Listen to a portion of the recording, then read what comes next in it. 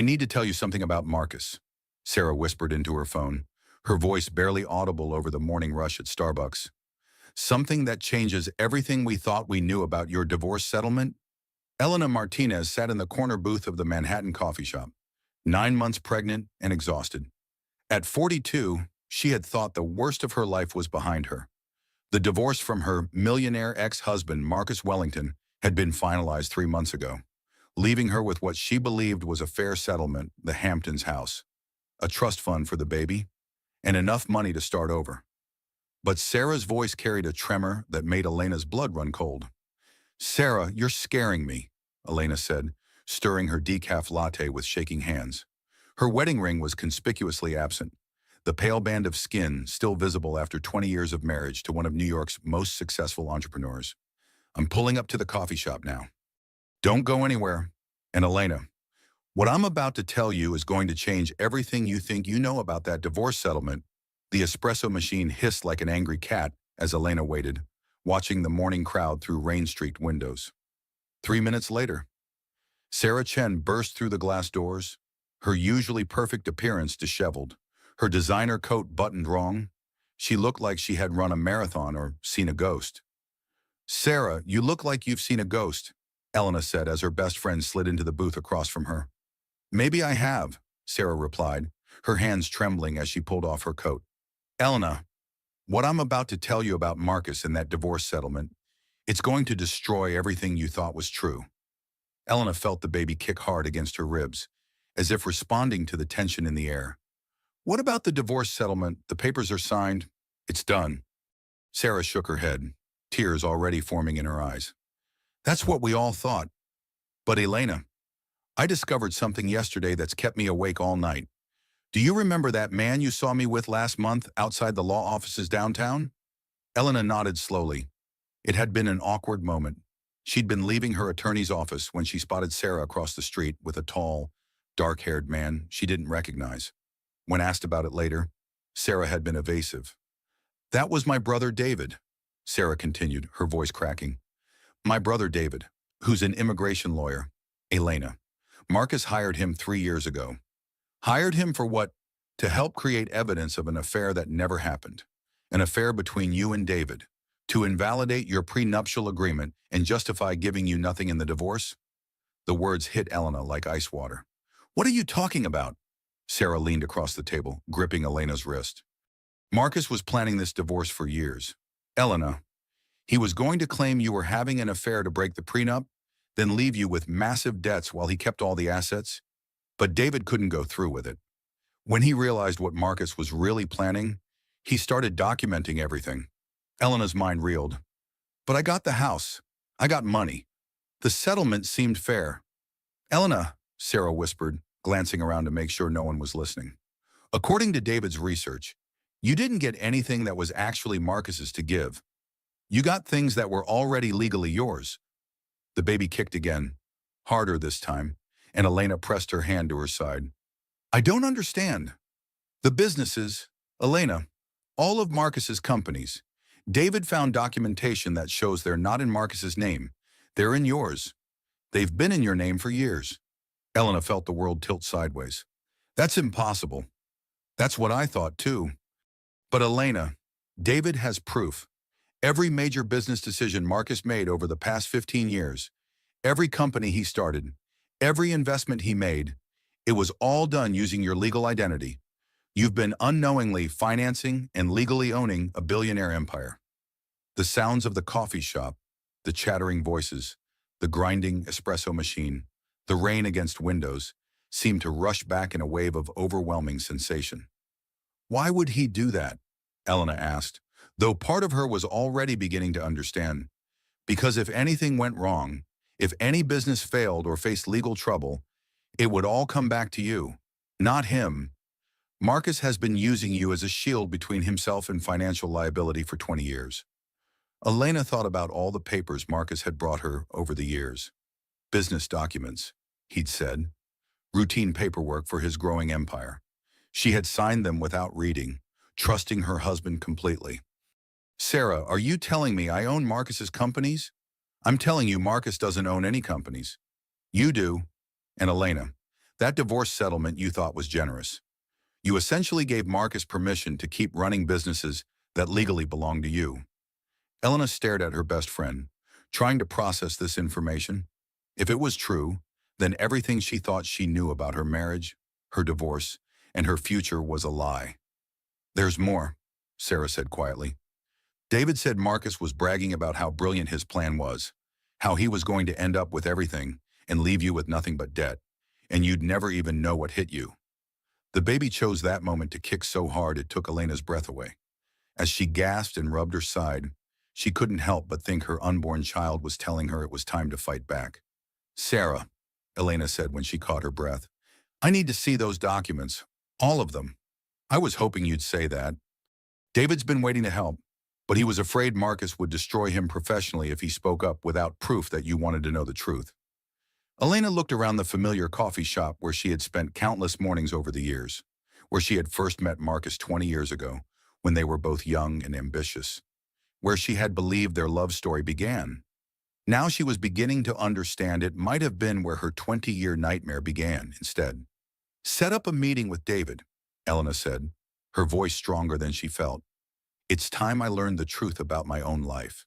As Sarah nodded and reached for her phone, Elena felt something shift inside her. The naive, trusting wife was gone. The woman sitting in this coffee shop now was someone different, someone who was about to discover just how much power she actually had, and someone who was finally ready to use it. 3 years earlier, Elena had thought she knew exactly who Marcus Wellington was. She had been wrong about everything. But now, for the first time in 20 years, she was going to find out who Elena Wellington really was, and Marcus was going to discover that his biggest mistake wasn't underestimating his wife's intelligence. It was overestimating his own cleverness. The game was far from over. In fact, Elena was beginning to realize it had only just begun. 20 years earlier, in this same coffee shop. Elena Martinez was 22 years old and running on 3 hours of sleep and pure determination. Her communications degree from Columbia was still warm, and she had just landed her first real job at a boutique marketing firm in Midtown. The pay was terrible, the hours were brutal, and she had never been happier. She was reviewing client portfolios at 7 in the morning, her small table covered with papers and color-coded folders, when a deep voice interrupted her concentration. Excuse me, is this seat taken? Elena looked up to find a tall man with dark hair and piercing blue eyes standing beside her table, coffee cup in hand. He wore an expensive charcoal suit but had loosened his tie, and something about the confident way he smiled made her stomach flutter with nervous energy. Oh, no. Go ahead, she said, hastily gathering her papers to make room. Thanks. I'm Marcus. By the way, Marcus Wellington. He extended his hand as he settled into the chair across from her. Elena Martinez? His handshake was firm, confident, lasting just a moment longer than necessary. Everything about him seemed to radiate success and certainty. What's got you working so intently this early in the morning? He asked, nodding toward her stack of documents. New job, she explained, suddenly self-conscious about her discount blazer and drugstore makeup. I'm trying to make a good impression at a marketing firm. Smart strategy. Mind if I ask which firm? When she told him, his eyebrows rose with genuine interest. Really interesting coincidence. I just launched a tech startup, and I've been looking for someone creative to handle our marketing strategy. The universe works in mysterious ways. Elena felt her pulse quicken. This gorgeous, successful man was interested in her work. It seemed too good to be true. Tell me about your company, she said, leaning forward despite herself. Marcus's eyes lit up as he described his vision. It's revolutionary, Elena. A platform that's going to change how small businesses manage their customer relationships. But here's the thing. I'm not thinking small. I believe in dreaming big, really big. Most people think small because they're afraid of failure. But I'm not afraid of anything. That sounds amazing, Elena said, captivated by his passion and intensity. It will be, Marcus said with absolute certainty. But success isn't just about one company. Elena, it's about building an empire, multiple businesses, diverse investments, creating something that lasts generations. And someday, when I find the right partner, I want to share all of it. The way he said partner made Elena's cheeks flush. What kind of partner? Someone who dreams as big as I do. Someone who understands that real success requires taking risks, making sacrifices, building something extraordinary together. Marcus leaned across the small table, his voice becoming more intimate. I can tell you're someone who has big dreams, Elena. I can see it in your eyes. That hunger, that ambition. I think so, Elena said, though uncertainty crept into her voice. Maybe. I mean, I want to be successful. You will be, Marcus said with conviction. I can help you with that. We could help each other. They talked for 2 more hours. Marcus told her about his vision for transforming entire industries, about the millions of dollars he planned to make, about the life of luxury and influence he was building. He asked about her dreams, her goals, her fears about the future. You know what I like about you, Elena, Marcus said as he prepared to leave for a meeting. You're not jaded yet. You still believe in possibilities. Most women your age are already cynical about successful men. But you're different. Different how? You trust people. You see the best in them. That's rare, and it's beautiful. Marcus stood, straightening his expensive tie. Elena, would you like to have dinner with me tomorrow night? Somewhere nice. I'd love to continue this conversation. I'd like that very much, Elena heard herself say. Excellent. And Elena, wear something elegant. I have a feeling tomorrow night is going to be the beginning of something extraordinary. As Elena watched him stride confidently out of the coffee shop, she felt like her entire life was finally beginning. Here was a man who saw potential in her, who wanted to hear about her dreams, who was clearly going places and might take her along. She had no way of knowing that Marcus Wellington had spent 20 minutes studying her before approaching, that he had already decided she was perfect for his long-term plans, that her trusting nature, her ambition, and her obvious inexperience with wealthy men made her an ideal candidate for the role he needed filled. Elena Martinez thought she had just met her future husband. Marcus Wellington knew he had just found his next business partner, the kind who would sign whatever documents he put in front of her without asking too many questions. 6 months later, the restaurant was the most expensive Elena had ever seen, with crystal chandeliers and waiters in white gloves. Marcus had ordered champagne that cost more than she made in a week.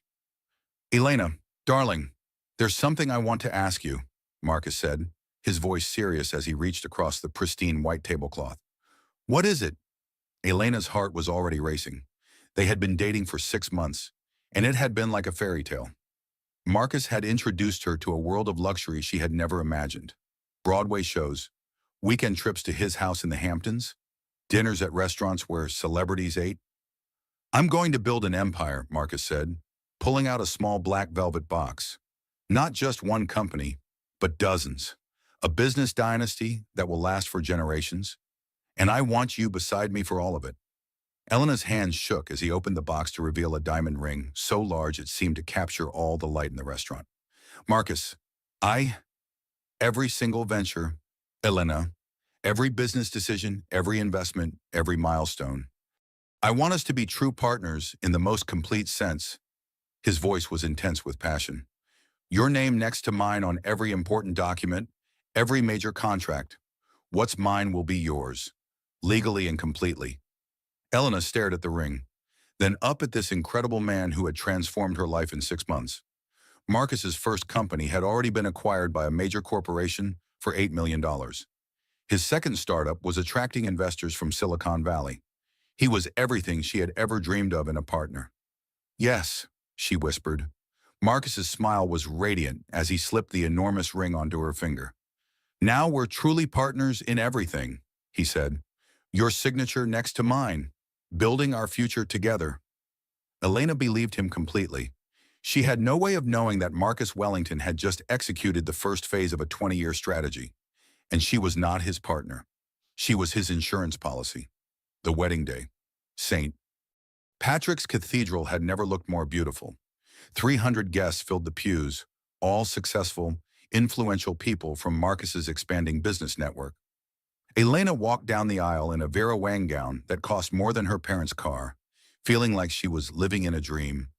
As she reached the altar, Marcus took her hands and whispered, Today, everything becomes ours, darling. Every dream, every success, Every dollar we'll ever make. Ours, Elena repeated, meaning it with every fiber of her being. The ceremony was flawless. The reception at the Plaza Hotel was lavish beyond imagination. The honeymoon in Italy felt like something from a romantic movie. Elena had never been happier. During their first week as husband and wife, Marcus brought her a stack of business documents. Just some paperwork to make everything official. Darling, he explained, setting the papers on their hotel room desk. Legal requirements for adding you to all my business ventures. Your signature here, here, and here. Elena signed without reading, completely trusting the man she had just married. She was too in love, too overwhelmed by the luxury of their new life together, to ask questions about legal details. Perfect, Marcus said, gathering the signed documents. Now you're officially my partner in everything. Elena felt a warm glow of belonging. She was part of something bigger now, something important. She was building a future with the man she loved. She had no idea she had just signed away her identity for the next 20 years, that every signature would be used to create financial liability and legal responsibility she knew nothing about, that Marcus Wellington had married her not for love, but for her legal capacity to shield his business empire from risk. On that perfect June evening, as they danced on the terrace of their Italian villa, Elena Martinez Wellington believed she was living the beginning of her happily ever after. She was actually performing the opening act of the longest con game of her life, and she had no idea she was playing the mark, not the leading lady, but love made her blind to everything except the fairy tale she thought she was living. It would take 20 years for Elena to understand the difference between a fairy tale and a carefully orchestrated deception. By then, she would have signed her name to an empire worth hundreds of millions of dollars, an empire that legally belonged entirely to her, though she would have no idea it existed. Marcus Wellington was playing a very long game, and Elena Martinez was the perfect player for the role he needed filled. 10 years into their marriage, the sound of Waterford crystal clinking echoed through the marble foyer of the Wellington estate in the Hamptons. Elena descended the curved staircase in her black Valentino gown, the whisper of silk against marble creating a soundtrack for her entrance into what had become her carefully choreographed life. At 32, Elena had perfected the art of being the ideal millionaire's wife. Her dark hair was styled in a perfect chignon, her makeup was flawless, and her smile was practiced to radiate warmth without revealing too much personality. She had learned to be beautiful, charming, and most importantly, unobtrusive. "Darling, you look absolutely stunning," Marcus said, appearing at the foot of the stairs in his custom Tom Ford tuxedo. He was already entertaining their guests, powerful men in expensive suits accompanied by wives who looked like they had stepped directly from the pages of Town and Country magazine. "Thank you," Elena replied, accepting the perfunctory kiss he placed on her cheek.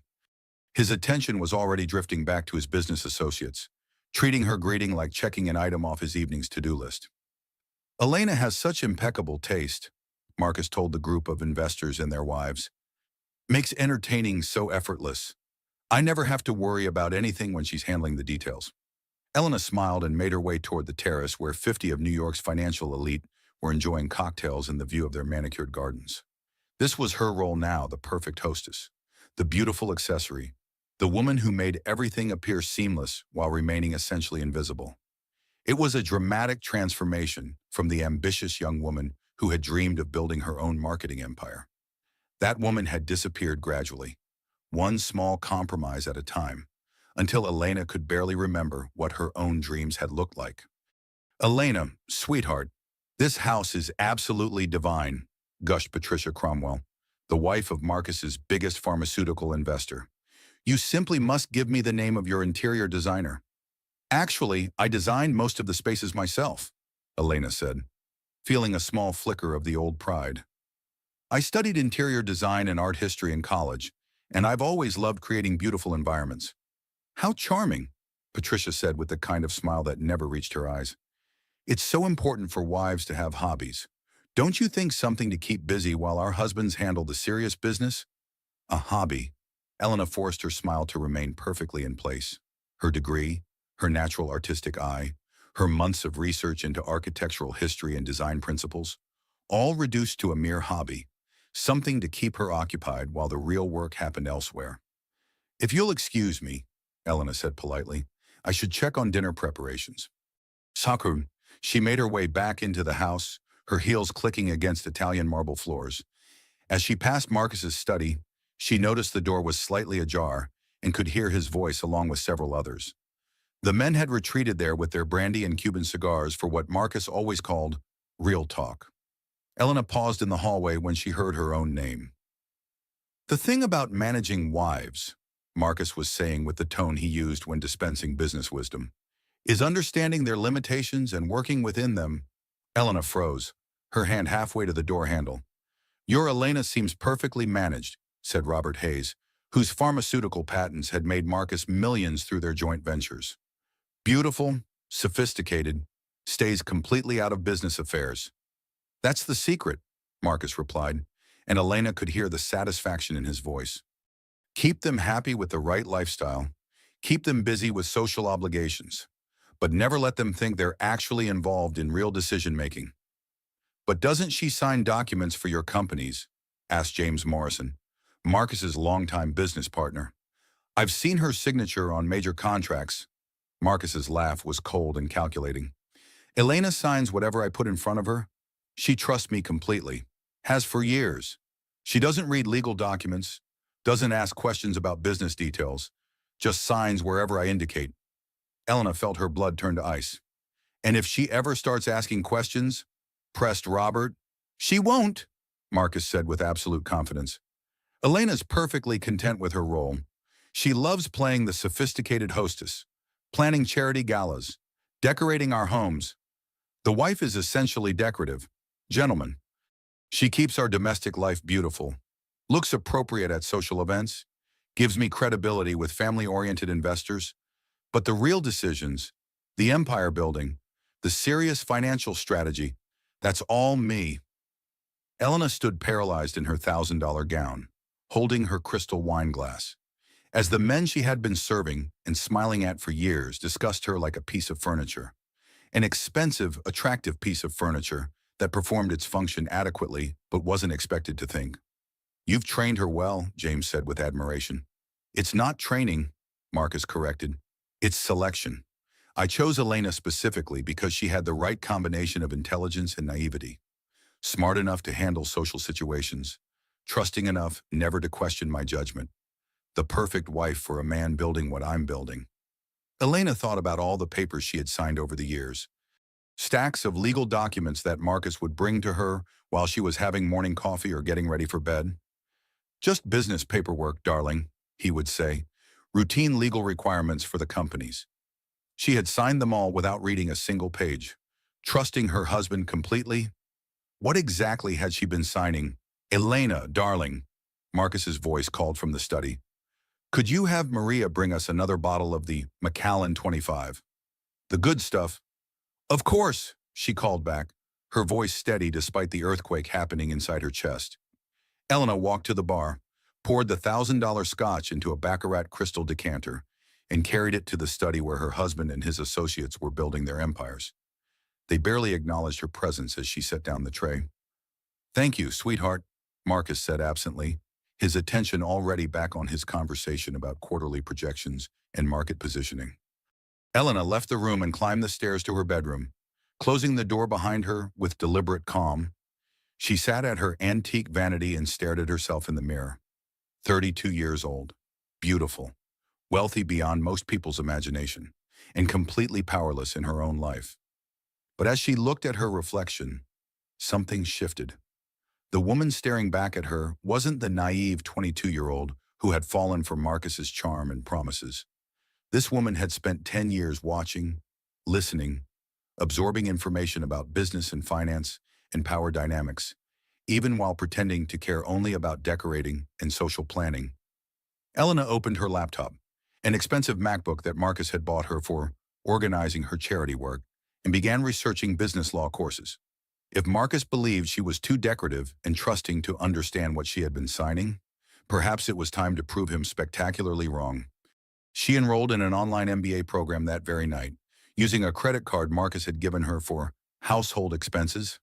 If she was going to be a signature on important documents, she decided it was time she understood exactly what those documents meant. Elena Wellington was about to get a very expensive education, and her husband was going to pay for it without even knowing. The golden cage was beautiful, but it was still a cage. For the first time in 10 years, Elena was looking for the key. She had no idea that Marcus had already ensured it was too late for her to escape. But it wasn't too late for her to understand the cage itself. And understanding, Elena was about to learn, was the first step towards something much more dangerous than escape. It was the first step toward taking control. 3 years later, the sound that shattered Elena's sleep at 12:47 a.m. wasn't her usual alarm or even Marcus stirring beside her. The bed was empty.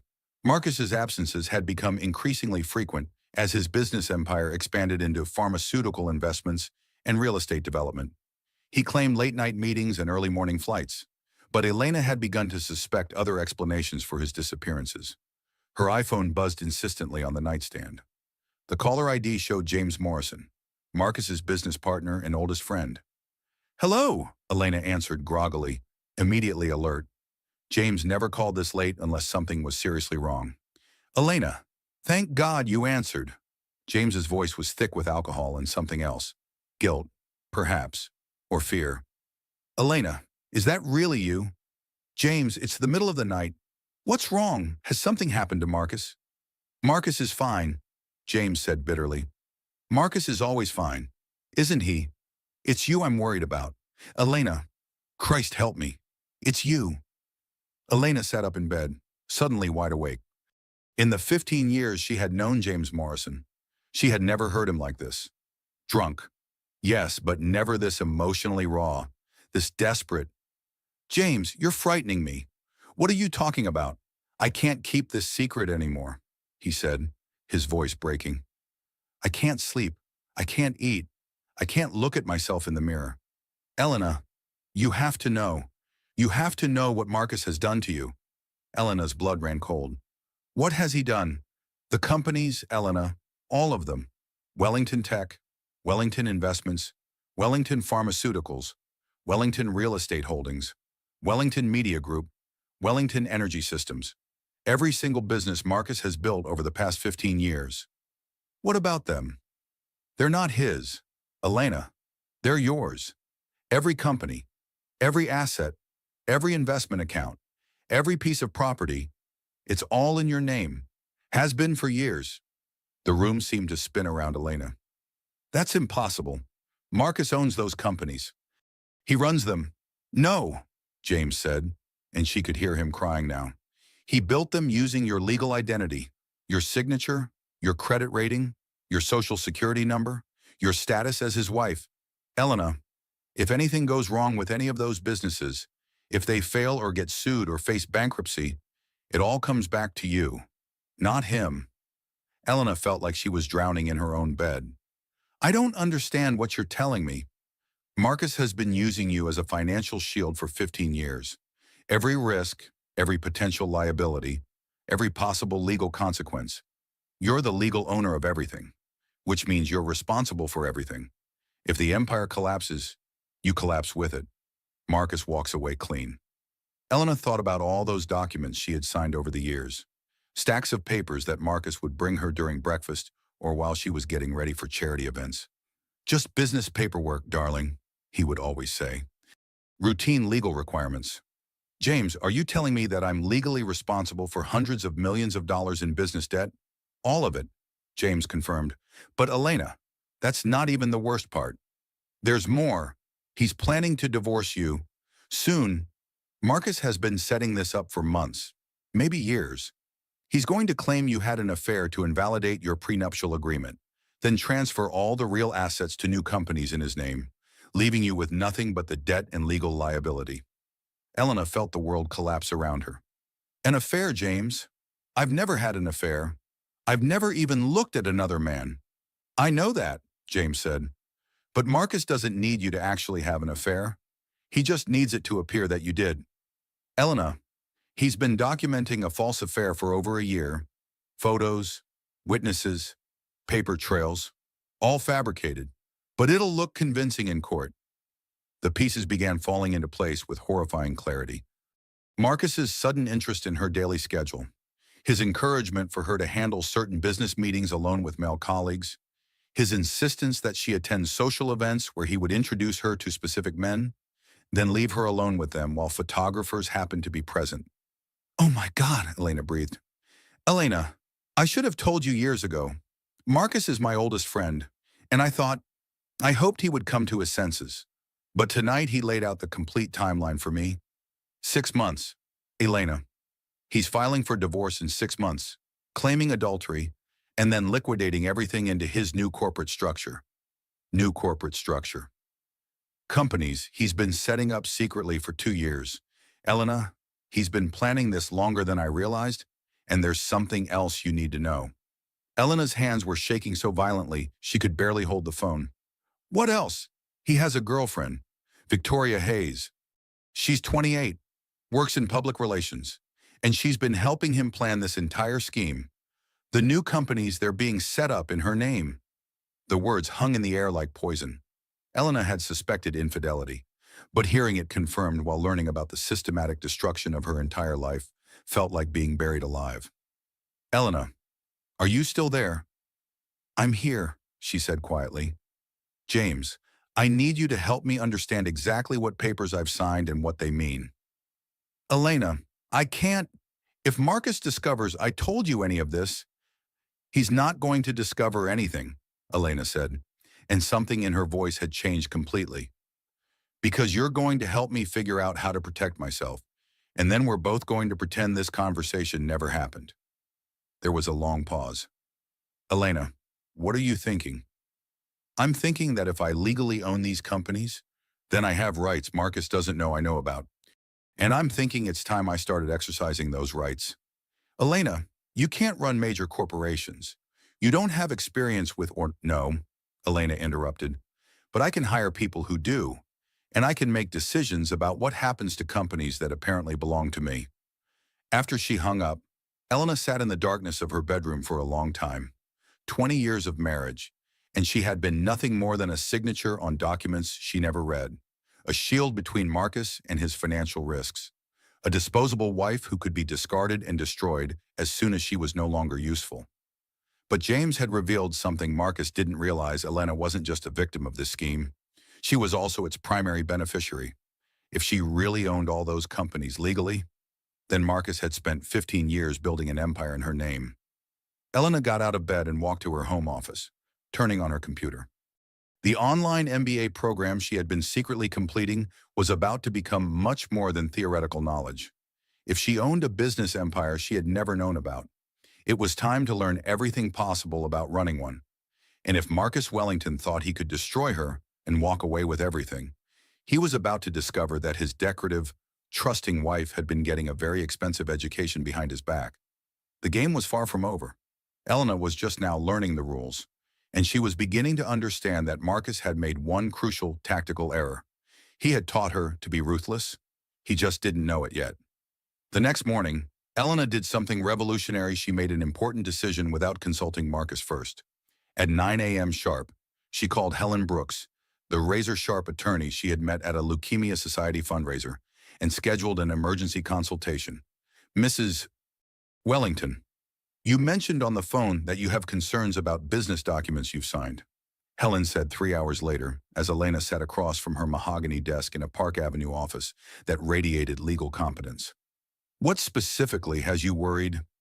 Elena had rehearsed this conversation during her taxi ride through Manhattan traffic, but sitting in the prestigious law office with its floor-to-ceiling windows overlooking Central Park, her carefully planned words seemed inadequate. "I think my husband has been systematically deceiving me about our financial arrangements for years," she said finally, "and I think I may legally own businesses that I know nothing about." Helen leaned forward, her expression immediately sharpening with professional interest. "What makes you think that?" "Someone called me with information suggesting that Marcus has been using me as some kind of financial shield, putting major business assets in my name without my knowledge to protect himself from liability." Helen's eyebrows rose. "Do you have documentation?" Elena pulled out a thick manila folder. "I spent the morning copying every business document I could find in Marcus's home office that has my signature on it. There are dozens of them." For the next 90 minutes, Helen methodically reviewed each document. Her expression grew increasingly serious as she examined incorporation papers, loan agreements, investment contracts, and property deeds. Finally, she looked up at Elena with something approaching amazement. "Mrs. Wellington," she said slowly, "you're not just married to a millionaire ex-husband. According to these legal documents, you are the millionaire. Actually, you're worth considerably more than that." Elena felt all the blood drain from her face. "What do you mean?" "I mean every major asset, every company, every investment account, every piece of real estate that Marcus Wellington controls is legally owned by you." Helen spread the documents across her desk like evidence in a criminal case. Wellington Tech Solutions, Wellington Investment Partners, Wellington Real Estate Holdings, Wellington Media Group, Wellington Pharmaceuticals, Wellington Energy Systems, 6 major corporations, Elena, and according to these incorporation documents, you are the sole legal owner of all of them. But Marcus runs them. He makes all the decisions, handles all the business operations. Legally, he has no authority to make any decisions, Helen said grimly. He's been operating these companies using power of attorney documents that you signed. But Elena, those powers can be revoked at any time by the actual owner, which is you. Elena stared at the papers spread before her, trying to process what she was hearing. How is this possible? How could I not know I own 6 major companies? Because someone deliberately and systematically ensured you didn't know? Helen replied, "This is one of the most sophisticated financial manipulation schemes I've encountered in 25 years of practice. Your husband has been using your legal identity to build enormous wealth while protecting himself from any potential consequences." "What kind of consequences?" Helen pointed to several loan documents. "Massive business debts, all personally guaranteed by your assets. High-risk pharmaceutical investments that could result in significant losses. Legal liability for any business practices that might be questioned by federal regulators. Elena, if any of these companies fail or face serious legal trouble, you could lose everything you own. Your house, your savings, everything." Elena thought about James Morrison's midnight phone call, about Marcus's plan to divorce her and leave her with nothing but debt and legal problems while he disappeared with his girlfriend. "Helen, what would happen if I wanted to take actual control of these companies, not just own them on paper, but actually run them myself?" Helen's expression shifted to something like admiration. "You could do exactly that.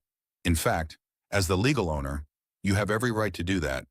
You could fire the current management, including your husband. You could restructure the companies, sell them, liquidate the assets, merge them, or shut them down entirely. Anything you wanted. Even without Marcus's consent. Elena, you don't need his consent for anything. These are your companies. He's been running them without legal authority, using powers you granted him that you can revoke with a simple written notice." Elena sat back in the leather chair, her mind reeling with possibilities she had never imagined. For 20 years, she had been the invisible wife, the decorative partner, the woman who signed papers and stayed out of real business. But according to these documents, she hadn't been invisible at all. She had been the only person who legally existed. "There's something else you need to see," Helen continued, pulling out Elena's prenuptial agreement. "This is quite interesting from a legal standpoint. Interesting how your prenup protects Marcus's assets in case of divorce. But Elena, according to these business documents, Marcus doesn't have any significant assets. They're all legally yours, which means the prenuptial agreement is essentially meaningless." Elena felt something powerful stirring in her chest. Not quite hope yet, but something like control beginning to awaken. "Helen, hypothetically, if I wanted to divorce Marcus, what would that process look like given this unusual situation?" "That depends entirely on what you want to accomplish. If you simply want out of the marriage, we file standard divorce papers and you retain everything that's legally yours, which appears to be everything significant. If you believe he's been defrauding you, we could pursue criminal charges for identity theft and financial fraud. And if I wanted to ensure he couldn't continue using me or my assets," Helen smiled, and it was not entirely pleasant. "Elena, if these documents are accurate and complete, Marcus cannot hurt you financially anymore. You own everything. The only person who can make decisions about your financial future is you." Elena left the law office 3 hours later with copies of all the documents and a completely transformed understanding of her situation. She wasn't Marcus's victim. She was the unwitting owner of a business empire worth hundreds of millions of dollars. As she rode in a taxi back to the estate she apparently owned, Elena made several decisions. She was going to learn everything she could about running the empire that was legally hers. She was going to hire the best management consultants and financial advisors money could buy. And she was going to decide whether Marcus Wellington deserved any role in the future she was about to create. For the first time in 20 years, Elena Wellington understood that she held all the cards in this game. The only question now was how she wanted to play them. Marcus had spent 2 decades teaching her to be passive and trusting, but he had also given her legal control of everything he had built. It was time for Elena to get a very expensive education in just how dangerous a truly intelligent woman could be when she finally understood her own power. 2 weeks later, Elena sat at a corner table in Le Bernardin, one of Manhattan's most exclusive restaurants, pretending to study the wine list while monitoring the entrance. She had been following Marcus for 5 days now, using surveillance techniques she had learned from a private investigator Helen Brooks had recommended for asset protection purposes. It was remarkable how invisible a wife could become when she wanted to be. 20 years of being overlooked had taught her exactly how to blend into the background of expensive Manhattan establishments. Marcus had told her he was having a crucial business dinner with potential investors from Tokyo. Elena had smiled supportively, kissed him goodbye at their Hamptons estate, and told him not to wait up since she had charity planning meetings that would run late. Then she had driven directly to the city and positioned herself to observe his actual evening plans. At 7:23 p.m., Marcus walked into Le Bernardin wearing his most expensive Tom Ford suit, looking every inch the successful billionaire entrepreneur. He spoke confidently to the hostess, his posture radiating the kind of power that came from controlling hundreds of millions of dollars in assets. But there were no Japanese investors waiting for him. Instead, a stunning blonde woman in her late 20s approached him with a smile that could have illuminated Times Square. She wore a red Hermes dress that probably cost more than most people's annual salary, and she kissed Marcus on the mouth with a familiarity that made Elena's stomach clench with recognition. Victoria Hayes. It had to be. Elena watched as they were seated at an intimate table across the restaurant, close enough for her to observe their body language, but far enough away to avoid detection. She ordered wine she couldn't taste and forced herself to eat food she couldn't feel, while Marcus and his girlfriend shared what was clearly a celebration dinner. They looked like lovers in the most obvious way. Victoria's hand constantly touched Marcus's arm. He leaned across the table to whisper in her ear, making her laugh at private jokes. They shared bites of each other's food and gazed into each other's eyes with an intimacy that Elena recognized from her own early relationship with Marcus. "Baby, when are you finally going to leave her?" Victoria asked, her voice carrying just far enough for Elena to catch the words over the restaurant's expensive ambiance. Elena's wineglass froze halfway to her lips. "Very soon, darling," Marcus replied, cutting his Wagyu beef with precise, satisfied movements. "Everything is almost in position. Another few months and we'll be completely free. The divorce settlement will destroy her financially, won't it?" Marcus's smile was cold and calculating. "That's exactly the point. Victoria, Elena thinks she's been getting smarter over the past few years with those pathetic online business courses, but she has absolutely no idea what she's actually signed. No comprehension of the financial web she's trapped in." Elena's heart pounded so loudly she was certain everyone in the restaurant could hear it. "And she'll end up with nothing but massive debt and legal liability," Marcus said with obvious satisfaction. 20 years of her signatures are about to pay off beautifully. She'll be financially destroyed and legally vulnerable, while we'll have access to liquid assets worth over $400 million. Victoria actually giggled at the prospect of another woman's complete destruction. "You're so brilliant, baby.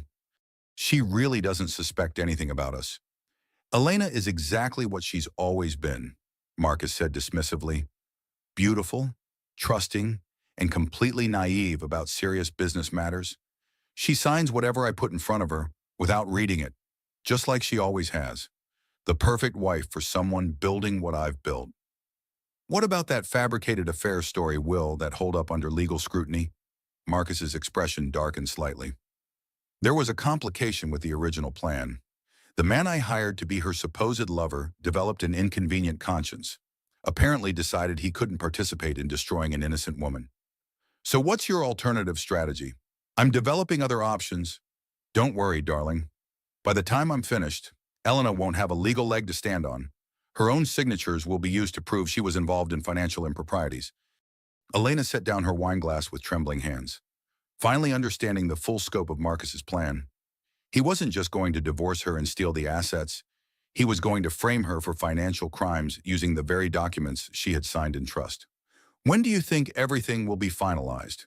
Victoria asked. 6 months at the absolute outside, Marcus said confidently. I want every detail to be legally airtight. Elena may be naive, but federal courts aren't. Everything has to appear completely legitimate. And then we can be together openly. No more hiding. No more sneaking around. Marcus reached across the table and took Victoria's perfectly manicured hand. Then we can be together with all the financial security we'll ever need. Elena will never be able to touch us or threaten our future. Elena watched her husband of 20 years promise another woman a life built on her complete destruction, and something crystallized inside her into diamond-hard determination. Marcus thought she was naive and trusting and easy to manipulate. He was about to learn exactly how wrong he was. She paid her bill in cash and left the restaurant before they finished their main courses, but not before hearing Marcus tell Victoria, "The beautiful thing about Elena is that she'll never see any of this coming. She trusts me so completely. She'd sign her own death warrant if I told her it was routine paperwork." As Elena sat in her Mercedes in the restaurant's parking lot, she realized something profound had shifted inside her. Marcus was absolutely right about one thing. The woman he had married 20 years ago would never have seen this coming. That woman had been naive and trusting and eager to please, but that woman no longer existed. The woman who had just listened to her husband plan her financial destruction and criminal prosecution while romancing his girlfriend was someone entirely different. Someone who legally owned 6 major corporations and had just learned exactly how to use that power. Elena started her car and drove back to the Hamptons estate she now knew belonged entirely to her, where Marcus would return later with lies about Japanese investors and promising business developments. She would smile and ask about his evening, and he would never suspect that everything had changed. But first, she had several phone calls to make.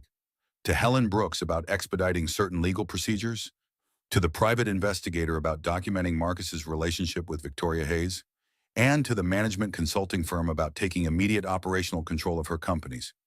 If Marcus Wellington wanted to play games with her life and her future, it was time he learned that his naive little wife had become an extremely dangerous opponent.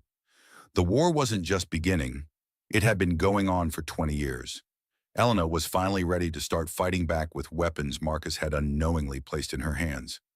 His biggest mistake hadn't been underestimating her intelligence, it had been overestimating his own cleverness while teaching her exactly how ruthless, successful people could be.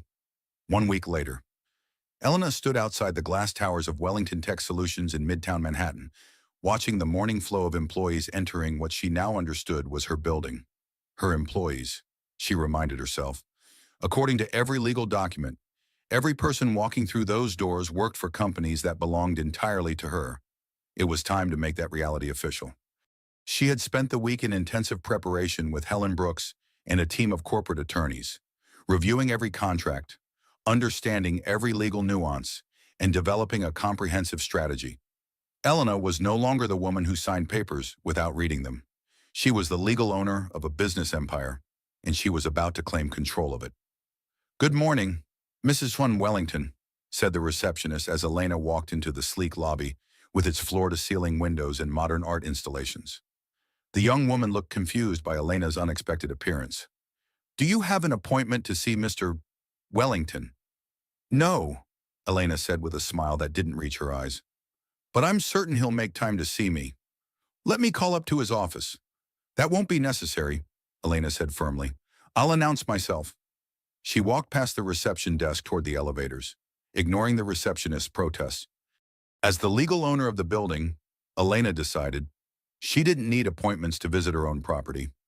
Marcus's corner office on the 42nd floor was everything she expected: expensive leather furniture, panoramic views of Manhattan, awards and photographs documenting his business success. He was on the phone when she entered without knocking, his back to the door as he gazed out at the city skyline. "I'll have to call you back," he said into his phone, turning around. His expression shifted from surprise to irritation when he saw her. Elena, what are you doing here? You never come to my office. That's because I never knew I owned it, she replied calmly, taking a seat in one of the leather chairs facing his desk without being invited. Marcus went very still. What did you say? I said I own it. This office, this building, this company, and 5 others.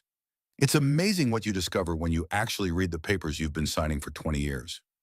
Elena opened her briefcase and pulled out a thick stack of legal documents, placing them deliberately on Marcus's polished desk. Elena, what are you talking about? But his voice had changed, taking on the careful tone he used during dangerous business negotiations. Wellington Tech Solutions, incorporated 8 years ago, with Elena Martinez Wellington as sole proprietor, she said, reading from the top document. Wellington Investment Partners, incorporated 6 years ago with Elena Martinez Wellington as primary owner. Wellington Pharmaceuticals, Wellington Real Estate Holdings, Wellington Media Group, Wellington Energy Systems. Should I continue? Marcus's face had gone pale.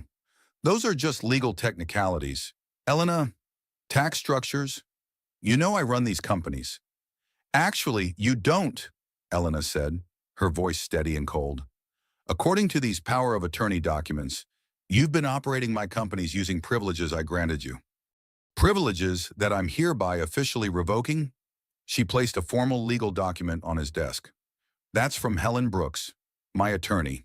Effective immediately. You no longer have any legal authority to make decisions for any company in which I hold ownership interest. Marcus stared at the document as if it were a venomous snake. Elena, you cannot be serious about this. I'm absolutely serious. Marcus, you don't understand business operations. Elena, you've never understood complex corporate management. These companies are worth hundreds of millions of dollars. You can't just take them away from me. Elena leaned back in her chair, studying her husband's face with new clarity. Marcus, let me ask you a direct question. Did you really think I would never find out what? About Victoria Hayes? About your plan to divorce me and claim I was having an affair? About your scheme to leave me with nothing but debt and legal liability while you and your girlfriend disappeared with all the liquid assets? Marcus's face went from pale to gray. Elena, whoever told you those things was lying to you? Was James Morrison lying when he called me at midnight 2 weeks ago? Was he lying when he explained exactly how you've been using me as a financial shield for 15 years? James had no right to. James had every right, Elena interrupted sharply. Because unlike you, James Morrison still possesses something resembling a conscience. Marcus, did you really believe you could systematically plan my destruction and I would never discover the truth? Marcus stood up abruptly, his voice rising with desperation. Elena, you're making a catastrophic mistake here. You don't know what you're doing. These companies require experienced leadership, sophisticated management systems. You can't just what? Elena's voice was razor sharp. Can't just take control of my own businesses. Can't just protect myself from a husband who's been systematically defrauding me for 2 decades. Can't just prevent you from using my legal identity to commit financial crimes. I never defrauded you, Marcus said, but his voice lacked any conviction. Really? Elena's tone was deadly quiet. Then explain to me how I came to legally own 6 major corporations that I knew nothing about. Explain how my signature appears on loan documents for hundreds of millions of dollars in corporate debt. Explain how you were planning to transfer all these assets to new companies in Victoria Hayes' name immediately before divorcing me. Marcus sat down heavily, the fight visibly draining out of him. How long have you known long enough? Elena said. Long enough to realize that my husband of 20 years has never seen me as a partner or even as a human being. I've been nothing more than a convenient signature to you, Marcus. A way to build wealth without accepting responsibility for the associated risks. Elena, it wasn't like that between us. Wasn't it? Elena's voice remained quiet but carried lethal intensity. Then tell me, Marcus, in 20 years of marriage, how many times have you asked for my opinion on a major business decision? How many times have you explained what I was signing? How many times have you treated me like an equal partner instead of a decorative accessory who happened to have useful legal credentials? Marcus said nothing. Exactly, Elena continued. You married me because I was young and trusting and stupid enough to sign whatever you placed in front of me. You built a financial empire using my legal identity while ensuring I never understood what was happening. And when you grew tired of me, you planned to dispose of me completely and keep everything for yourself and your girlfriend. What do you want, Elena? What I want is very simple, she said, standing up with decisive finality. I want you out of my companies. All of them. Today. Permanently. Elena, you can't run these businesses yourself. You don't have the experience, the industry knowledge, the relationships. Then I'll learn what I need to learn. Or I'll hire people who already know. Or I'll sell everything and start over with something completely different. Those are my choices to make, aren't they? Since I'm the actual owner. Marcus stared at her as if seeing her clearly for the first time in 20 years. You've changed, Elena. No, Marcus. I've finally stopped pretending to be the helpless, trusting woman you wanted me to be. This is who I actually am. You just never bothered to notice because it wasn't convenient for your plans. Elena picked up her briefcase and walked toward the door. Building security will be here within the hour to escort you out. Helen Brooks will contact you about divorce proceedings. Elena, wait. She turned back to look at him one final time. Marcus Wellington, the man she had loved and trusted for 20 years, looked small and defeated behind his expensive desk in what had been his corner office. Please, he said desperately, we can work this out reasonably. I'll give you half of everything. We can be real partners this time. I promise. Elena smiled, and this time it did reach her eyes. Marcus, you still don't understand the situation. There is no everything anymore for you to give me half of, and there never will be again, because you made one crucial mistake in all your careful planning. What mistake? You assumed I would always be too weak and too naive to fight back. You were wrong about everything. Elena walked out of the office and never looked back. Behind her, she could hear Marcus calling her name with increasing desperation, but she didn't stop or turn around. She had a business empire to take control of, and 20 years of lost time to make up for. The war was over. Elena had won before Marcus even realized they were fighting. Now came the really interesting part, deciding what to do with her victory. 3 months later, the Sotheby's auction house hummed with the energy of serious money-changing hands as Elena sat in the front row, watching potential buyers examine the assets of what the financial press had dubbed the Wellington Empire liquidation. She wore a tailored navy suit that projected quiet authority, her dark hair pulled back in a style that emphasized the sharp intelligence in her eyes. Mrs. Wellington, said David Reeves, the auction house director, approaching her with a leather portfolio. Wellington Pharmaceuticals just closed at $67 million. Combined with this morning's sales, that brings your total proceeds to $412 million. Elena nodded calmly, watching as another piece of Marcus's life work disappeared into someone else's business portfolio. She felt no satisfaction in the systematic destruction, but no regret either. These companies had never truly belonged to him. Her phone buzzed with yet another call from Marcus, the 15th that day. Elena, please. His voice was raw with desperation when she answered. We need to talk about what you're doing. This is insane.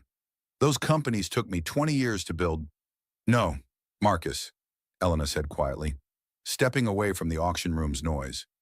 Those companies took me 20 years to unknowingly finance and legally guarantee. There's a significant difference. You can't just destroy everything we built together. Think about the employees, all the people whose jobs depend on these businesses continuing to operate. I am thinking about them, Elena replied. That's why I negotiated employment protection clauses with every buyer. Unlike you, I actually care about the people who work for these companies, not just the profits they generate. Elena, I'll give you anything you want. Everything. Just stop this liquidation. Elena looked around the auction house at the organized dismantling of a business empire built on 20 years of deception and financial manipulation. Marcus, you don't have anything to give me. You never did. Everything was always legally mine. What about Victoria? Marcus's voice cracked completely. She left me. Did you know that the moment she realized the money was disappearing, she was gone, just completely gone? Elena felt a brief flicker of something that might have been pity. I'm sorry, Marcus. But surely you understood that a relationship built on stolen assets wouldn't survive once those assets were no longer available. So what happens now? You destroy everything I spent 2 decades building, and then what? You've never run a business operation in your life. Elena, you're absolutely right, Elena said. I've never run a business before these past few months, but I've discovered something very interesting about myself. What's that? I'm exceptionally good at it. This was the truth Elena had been reluctant to admit even to herself. Working with Helen Brooks and a team of financial advisors, she had not only successfully liquidated Marcus's empire, but had done so at valuations far higher than anyone had projected. She had discovered a natural instinct for business strategy that had been suppressed for 20 years, but not eliminated. Elena, please, can we meet somewhere neutral? Can we discuss this like two civilized adults who once loved each other? Elena considered this request. All right, Marcus, let's meet tomorrow at noon. The same coffee shop where we first met 20 years ago. It seems symbolically appropriate. The next day, Marcus was already waiting when Elena arrived at the Manhattan Starbucks, looking older and more exhausted than she had ever seen him. The expensive custom suits were gone, replaced by off-the-rack clothing that looked strange on his once powerful frame. He had lost weight, and his usually perfect hair was disheveled. You look successful, he said quietly as she sat down across from him at their old corner table. Confident, like someone who's finally found her place in the world? I have found my place, Elena replied. For the first time in my adult life, I'm successful because of my own work and decisions, not because I'm attached to someone else's achievements. Elena, I want you to know that I never intended for things to go as far as they did. The plan with Victoria, the divorce scheme, I was never actually going to follow through with destroying you completely. Elena studied his face carefully. Do you actually believe that, Marcus? Or do you just think I'm still naive enough to believe it? Marcus looked down at his hands. I loved you, Elena. I still love you, despite everything that's happened. No, Elena said with quiet firmness. You loved what I could do for you. You loved having a wife who would sign whatever you put in front of her without asking questions. You loved having someone to absorb the financial risks while you enjoyed the profits. That's not love, Marcus. That's exploitation. So what happens now? What's your plan going forward? Elena reached into her purse and pulled out a certified check, placing it on the table between them. This is for $10 million. It's enough for you to start over legitimately, if that's what you choose to do, or to disappear quietly and leave me alone permanently. Marcus stared at the check in amazement. Why would you give me anything after what I did to you? Because despite everything you did to me over 20 years, I'm not you. I don't enjoy destroying people, even people who tried to destroy me first. Marcus reached for the check, then hesitated. What are the conditions? You sign a comprehensive non-disclosure agreement about our marriage and divorce. You never attempt to contact me again under any circumstances. And if I ever discover you're running another financial manipulation scheme like the one you used on me, I'll ensure that every business publication in the country knows exactly what kind of man Marcus Wellington really is. And if I refuse to take your money, then you leave here with nothing, exactly as you planned for me to end up.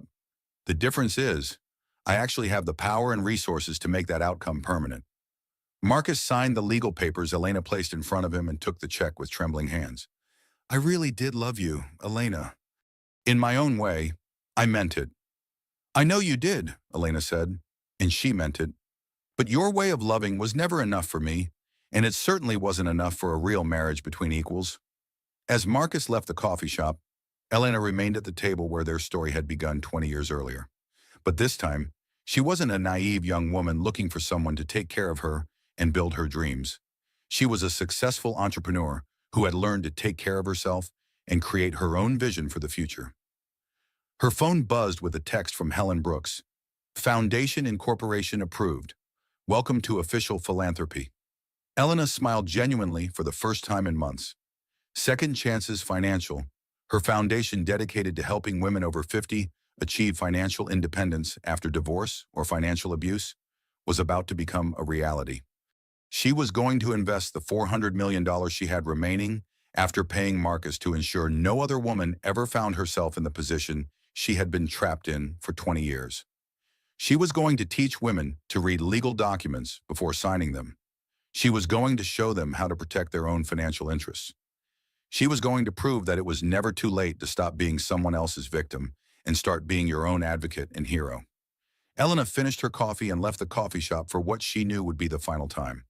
But this time, she was walking towards something she had built entirely herself, something that belonged to her completely, something that could never be taken away because she finally understood her own power. The empire Marcus had built was gone forever, but Elena had discovered something far more valuable in the process. She had discovered exactly who she was when she stopped being who someone else needed her to be. And that discovery was worth more than all the money in the world.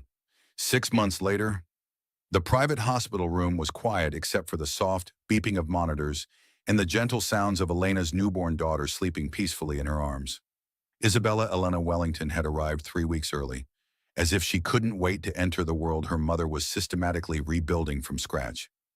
"She's absolutely perfect," Sarah whispered, settling carefully into the chair beside Elena's bed. "Look at those tiny fingers. She's going to be as strong as her mother."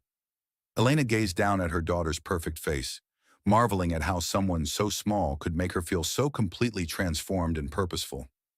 "I can't believe she's finally here. Sarah, after everything that's happened this year, how are you feeling emotionally? I mean, this has been an incredible year of changes. Tired but happy, terrified but excited." Elena laughed softly. "All the emotions you're supposed to feel when your entire life has been completely rebuilt. I suppose." Sarah was quiet for a long moment, fidgeting with the baby blanket in her lap.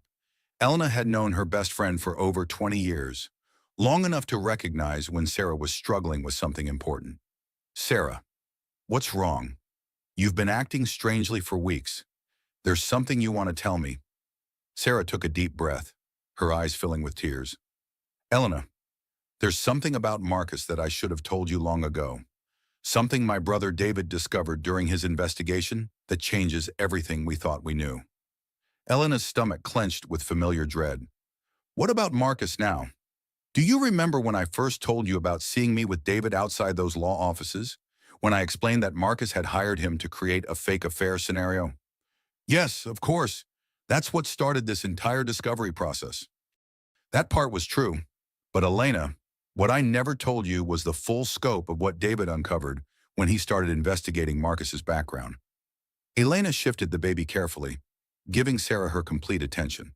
"What did David find?" Sarah's tears started flowing freely.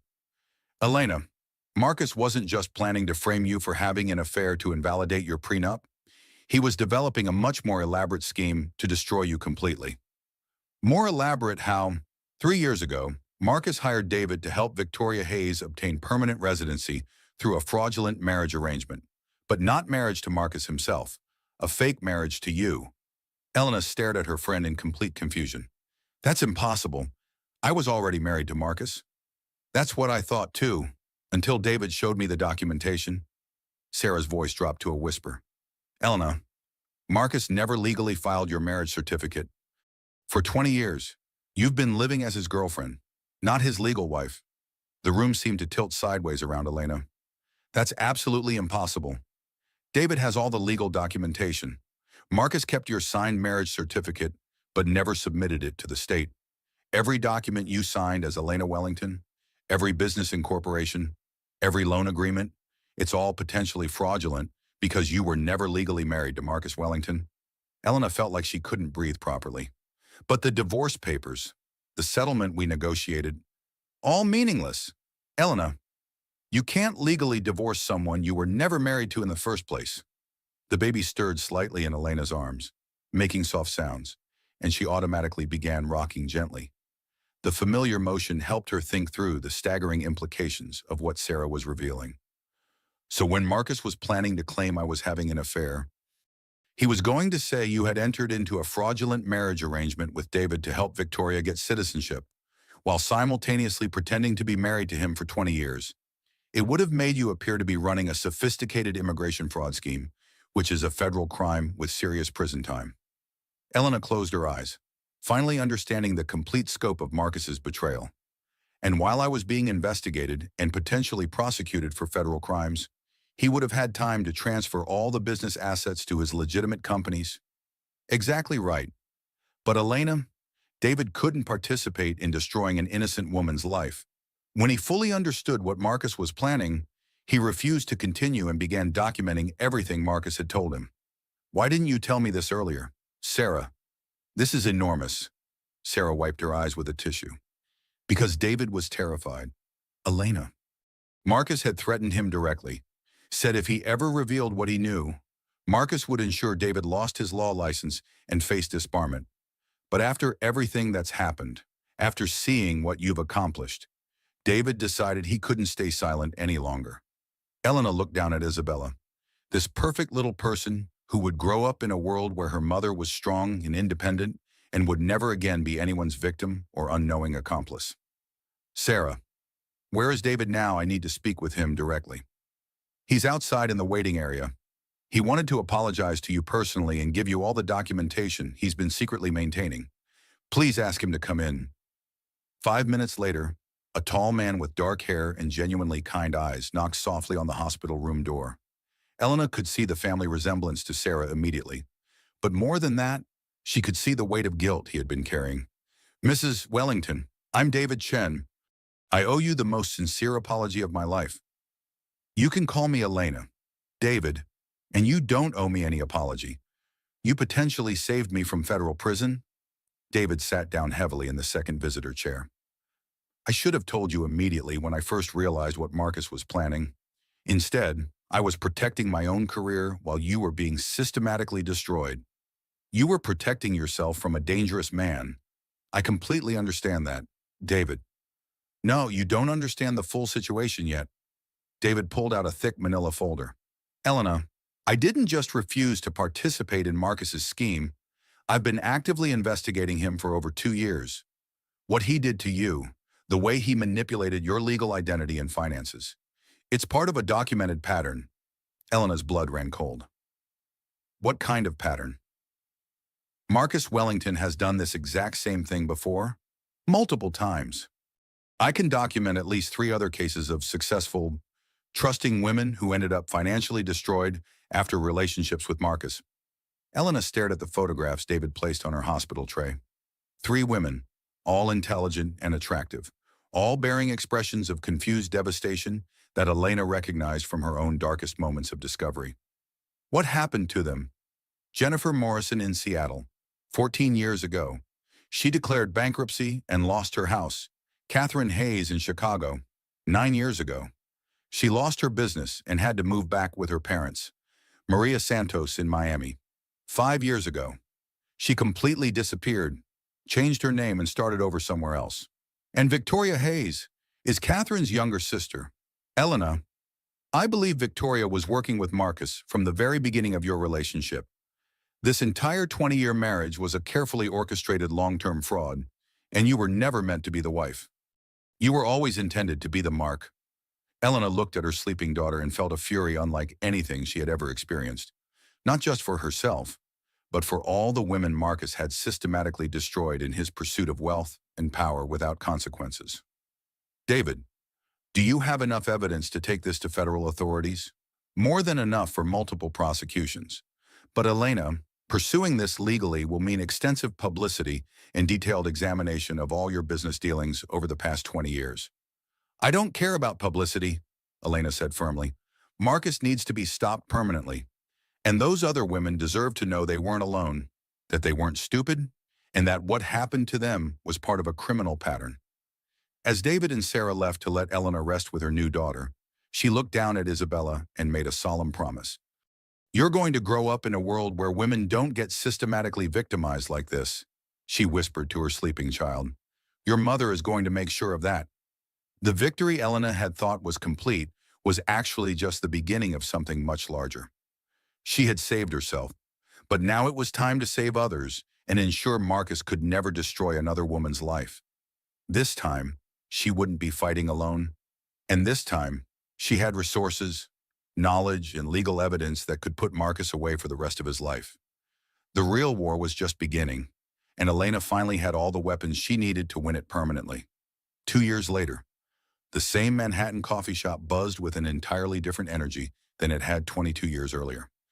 Where once there had been the typical morning rush of individual customers grabbing coffee and hurrying to their separate lives, now there were purposeful clusters of women ranging in age from their 40s to their 70s. Laptops open, business plans spread across tables, voices animated with possibility and mutual support. Elena sat at her familiar corner booth, but everything else about her life had been transformed beyond recognition. She wore a perfectly tailored sapphire blue blazer that projected quiet authority, her hair styled in a confident shorter cut, and her eyes held the sharp awareness of someone who had learned to see the world with complete clarity. Isabella, now a spirited toddler with dark curls and her mother's determined expression, sat contentedly in her high chair beside the table, babbling cheerfully at anyone who would listen and occasionally clapping her hands when the women around them celebrated small business victories. The Seattle program is reporting 22 new businesses launched this quarter, Sarah announced, sliding into the booth across from them with her tablet and a genuine smile that had replaced the worried expression she had worn for so many months. And Elena, 5 of the women from our Chicago initiative just received approval for their first major business expansion loans. Elena smiled with the kind of deep satisfaction she had rarely experienced during her marriage to her millionaire ex-husband. That's incredible progress. Sarah, what about our legal advocacy program? Even better news, Sarah replied, pulling up detailed reports on her screen. David's legal team has successfully recovered over $47 million in assets for women who were victims of financial abuse or narcissistic manipulation. And Elena, the Marcus Wellington federal trial concluded last week. Good, Elena said simply, bouncing Isabella on her lap. It's finally over. The past 2 years had been an extraordinary whirlwind of building something completely new from scratch. Second Chances Financial had evolved from Elena's personal mission of survival into a nationwide organization helping women over 40 achieve genuine financial independence after divorce, financial abuse, or economic manipulation. The foundation offered comprehensive business training, sophisticated legal advocacy, startup funding, mentorship programs, and most importantly, the kind of supportive community network Elena wished she had access to during her own midlife transformation. Mama, Isabella said clearly, pointing toward the coffee shop entrance. Elena looked up to see Jennifer Morrison walking through the door, the first woman David had identified as one of Marcus's previous victims. Jennifer had been financially destroyed by Marcus 15 years earlier, but with extensive help from Elena's foundation, she had completely rebuilt her life and was now running a thriving consulting firm that specialized in helping other women recover from financial abuse. Elena, Jennifer said, approaching their table with a confident smile that still carried traces of old pain, but was filled with hard-won strength and purpose. I wanted to thank you one more time before I fly back to Seattle tonight. Jennifer, you know you don't need to thank me. We helped each other survive and thrive. No, Jennifer said firmly, settling into the booth beside Sarah. You saved my life. Elena, when David first contacted me about Marcus 2 years ago, I thought I was the only woman stupid enough to fall for his lies and manipulation. I thought I was alone and pathetic. But you showed me that what happened to all of us wasn't our fault, and more importantly, you proved that surviving wasn't enough. We could actually build something better. This was the aspect of her new work that Elena treasured most deeply. Not just helping women recover from financial abuse and narcissistic relationships, but watching them discover their own hidden power and capabilities. Jennifer had not only rebuilt her own life from nothing, but was now successfully mentoring dozens of other women through similar recovery processes. How many women are participating in the Seattle program now? Elena asked with genuine curiosity. 68 active participants, Jennifer replied proudly. And Elena, I have important news. Catherine Hayes wants to join our organization as a regional coordinator. Elena's eyebrows rose with interest. Victoria's older sister, former sister, Jennifer corrected firmly. Catherine legally changed her name and severed all family ties with Victoria after she learned the complete truth about the con games they were running. She wants to dedicate her life to helping other women avoid what we all experienced. Elena considered this carefully. Catherine Hayes had been Marcus's victim 9 years earlier, but she was also the biological sister of the woman who had actively helped Marcus plan Elena's complete destruction. It would be complicated to integrate her into their organization. But Elena had learned that most worthwhile endeavors were inherently complicated. Set up a comprehensive meeting, Elena decided. Everyone deserves an opportunity for redemption and second chances. As Jennifer left to catch her flight, Elena's phone buzzed with a text message from Helen Brooks. Final verdict delivered. Marcus convicted on all federal charges, 28 years in federal prison. Victoria sentenced to 18 years. Justice completely served. Elena showed the message to Sarah, who let out a small cheer of victory that made Isabella clap her hands enthusiastically in response. "It's finally finished," Sarah said with obvious relief. "No," Elena replied thoughtfully, watching her daughter play with colorful blocks. "This is just the beginning of something much more important." Over the past 2 years, Elena had learned that her personal story wasn't unique or unusual. Thousands of women found themselves in similar situations every year, systematically manipulated by partners who weaponize love and trust as tools for financial abuse and control.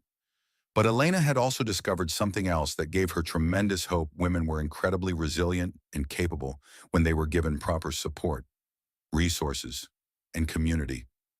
"Elena," said a familiar voice behind her. She turned to see Maria Santos, the third woman on David's list of Marcus's victims, the one who had completely disappeared after Marcus destroyed her life 6 years earlier. She looked older now, her hair streaked with distinguished silver, but her eyes held a familiar fire of determination. "Maria," Elena said warmly, standing to embrace her. "I'm so grateful you decided to come today." "I almost didn't," Maria admitted honestly.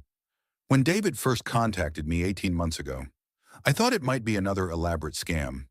I've been hiding from the world for so long. I had forgotten what it felt like to trust anyone about anything." "And how do you feel now?" Maria smiled genuinely for the first time Elena had witnessed. "Now I think I'm finally ready to stop hiding and start fighting back against people like Marcus." This was exactly why Elena had built Second Chances Financial and dedicated her life to this work. Not for personal revenge against Marcus, though his federal conviction had felt deeply satisfying and necessary. She had created this organization because she finally understood something profound. Women supporting women was genuinely the most powerful transformative force in the world. "Ladies," Elena announced to the coffee shop filled with women working intensively on their business dreams and personal recovery, "I'd like to propose a toast to celebrate Maria joining our community." The conversations throughout the space quieted as women looked up from their laptops, business plans, and mentoring sessions. Elena raised her coffee cup with ceremonial intention. "To second chances and new beginnings. To discovering that it's never too late to stop being someone else's victim and start being your own hero. To the liberating truth that sets us free, even when it arrives 20 years later than we wished. To second chances." The entire room echoed back with genuine enthusiasm. As Elena settled back into her seat with Isabella babbling happily beside her and her chosen family of strong, resilient women surrounding her, she thought about the naive young woman who had first sat in this exact coffee shop 24 years earlier. That woman had been desperately searching for someone to take care of her, someone to build her dreams for her, someone to provide the security and success she didn't believe she could create herself. This woman had learned to take care of herself and, more importantly, to help others do the same. "Mama," Isabella said clearly, pointing out the large windows at the bustling city beyond. "Yes, sweetheart," Elena said, following her daughter's gaze toward the Manhattan skyline. "That's our world out there, and we're going to make it significantly better for women." Elena had spent 20 years believing she was building something meaningful with someone she loved. What she had actually been doing was unknowingly building someone else's dreams and wealth on the foundation of her own misplaced trust. But the day she realized that every signature she had given away was actually a signature she could reclaim and use for her own purposes, that was the day she stopped being Marcus's victim and started being her own hero. Her phone buzzed with another message, this time from David Chen. Federal prosecutors estimate Marcus and Victoria defrauded at least 12 women over 15 years.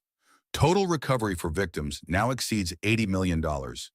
You started something that saved a lot of lives. Elena looked around at the thriving community of women who had transformed this ordinary coffee shop into an extraordinary center for female empowerment and financial independence.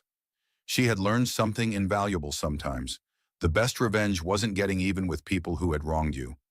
Sometimes the best revenge was getting everything you never knew you deserved, and then using that power and success to ensure other people got what they deserved too. Elena Wellington had finally built her empire.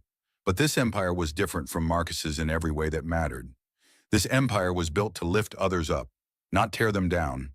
This empire was built on truth and mutual support, not lies and exploitation.